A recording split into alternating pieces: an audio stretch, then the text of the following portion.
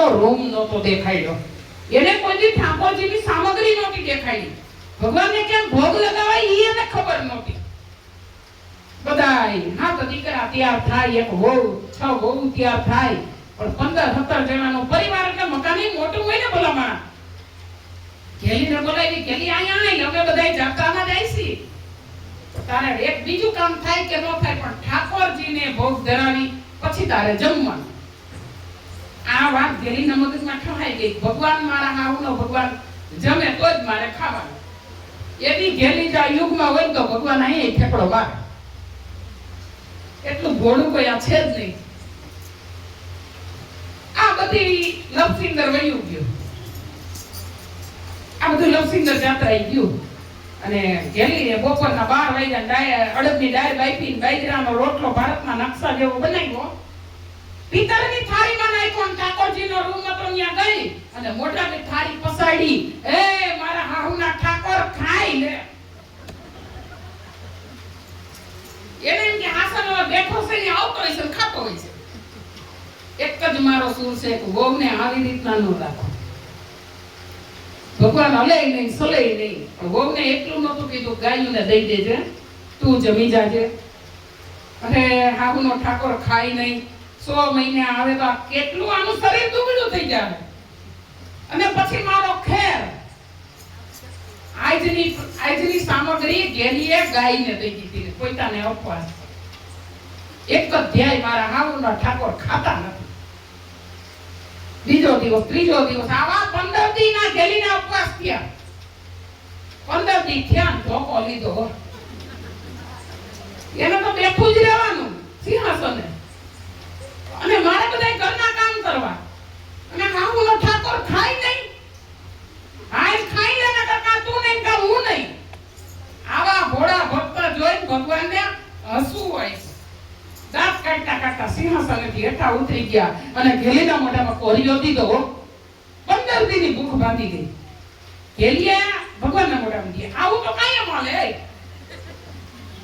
કાયમ મોકળે. 12 વાગે થાળી પસાડે તોય આવે, અને આપણે ત્યાં ટીણી કરી તોય ન આવે.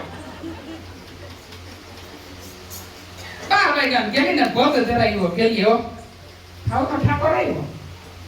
ઓલું લક્ષિંદર બધું પોતી ગયું ગંગાજીએ કે પેલા બાને ડૂબકી ખવડાવો, પછી આપણે બધાય પેલા બા હોય. બાને ગંગાજીમાં એક પગ બુડાડ્યો ને તા કાનમાંથી પોખાની રાત કરતી ગઈ. સમજણ ડાયરા એ કોઈ તો નહીં. વખતો હાથમાં ભાગ આવે, હાથમાંથી એ કોઈ નાયા નહીં. બાની પોખાની ગઈ, બાની પોખાની ગઈ. આ બાજુ ગેલીને એમ થયું કે ગંગાજીનું પાણી ધોરું, બાજરાના લોટનું પાણી ધોરું. રાબડું કર્યું અને મંડી ગંગાજીના હાહુના હાહરાના નામ લઈને નાવા. ઓલી પોખાની હતી ને આમાં આવી. મારો કહેવાનો સુધી જાત્રા કરીને ભક્તિ મળી એવા ફાઇનલ દાખલા નથી.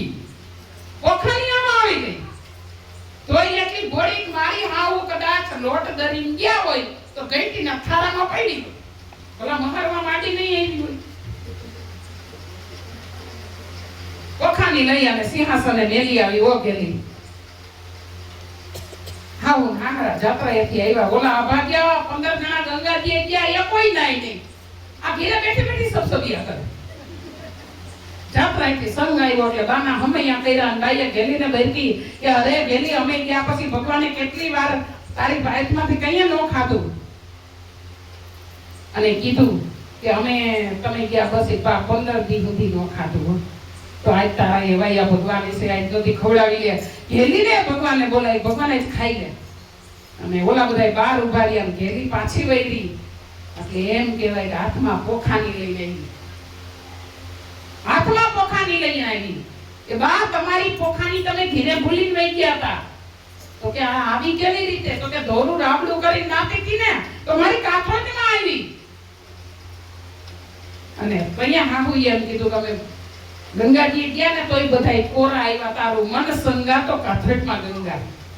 જેનું મન સંગમાં હોય ને એની ગંગા કાથોટમાં આવે. ક્યાંય જવાની જરૂર નથી. આમણે માવતર હોય તેની સેવા કરી લ્યો.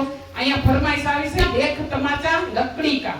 હું ગાઉં છું પણ અહીંયા સત્સંગ મંડળ જીવનની અંદર અમારે બેનો પાછળ જો કે એનો સૂર ન જીવી શકે, ક્યાં જીવન ક્યાં મરણ કબીરા. અને અમે એટલા માટે હું અહીંયા ગાતી નથી, કારણ કે ફરમાશ લીધી શીરો માન્ય છે, પણ હું જ્યારે ભજન સંતવાણી ડાયરામાં જાતી ત્યારે હું આ ભજન ગાતી. હવે તો કેટલા વર્ષથી અમે મૂકી પણ દીધું છે. તો આવા સરસ મજાના સંતોની વાતો આપણે કરી અને લાભુબાની શ્રદ્ધાંજલિ પણ અહીંયા અર્પણ કરી. હવે અહીંથી અમે કોરાટ પરિવારની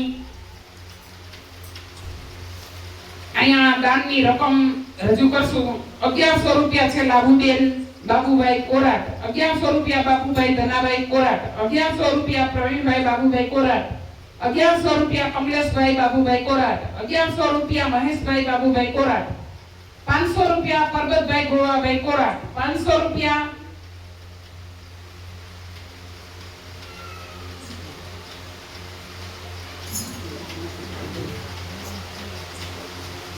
પાછળ ગોવાભાઈ લાગેલું છે, નામ મને નતું કરતું.